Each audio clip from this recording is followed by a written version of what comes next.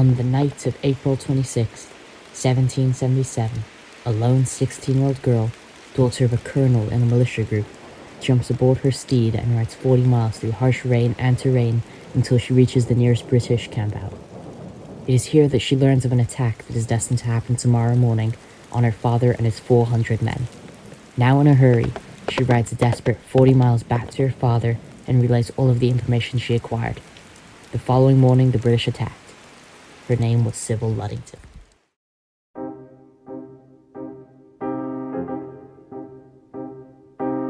Born on April 5th, 1761, in Ludingtonville, New York, Sybil Ludington was the daughter of Henry Ludington and Abigail Ludington.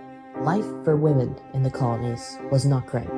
Many women had come to America as indentured servants or slaves, and many were brought over to be wives to men who made up most of the continental population at the time. Then the Revolution came, and many women saw their husbands, fathers, and sons go off to war, some for a few months, some for years. One of the men that went to serve in the Revolutionary War was Henry Ludington.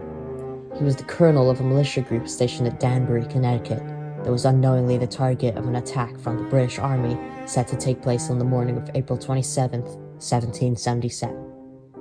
Upon hearing that Danbury was the next target of the British, a 16-year-old Sybil Ludington jumps aboard her horse and gallops 40 miles to the nearest British campout. It is here she eavesdrops on the Redcoats, learning of their surprise attack set for the next morning. Now armed with the information that might save her dad, she races back 40 miles, gathering extra soldiers to her father's men in Danbury, and warns them of the slaughter that is scheduled for daytime. The following morning, the British attacked, and won. Even though successful in their raid on Danbury, they were encountered once again at nearby Ridgefield, Connecticut, and were driven back to Long Island.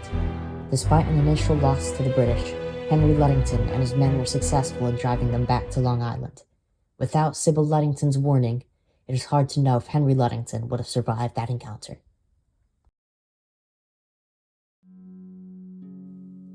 After being married to Edmund Ogden on October 21st, 1784, the year after the Revolutionary War formally ended and America gained independence, Sybil Ludington enjoyed a quiet life with her husband until his death on September 16, 1799, at the age of 44, in the river town of Catskill, New York, at the hands of yellow fever. Sybil Ludington would go on to live an extra 40 years until her own death on February 26, 1839, in Unadilla, New York. She was 77 when she died. Sybil Ludington's story was first discovered and popularized over a century after her 1777 wreck, emerging from family oral tradition and being first published in 1880 by historian Martha J. Lamb in her History of the City of New York. It was later bolstered by her family's efforts to cement her legacy.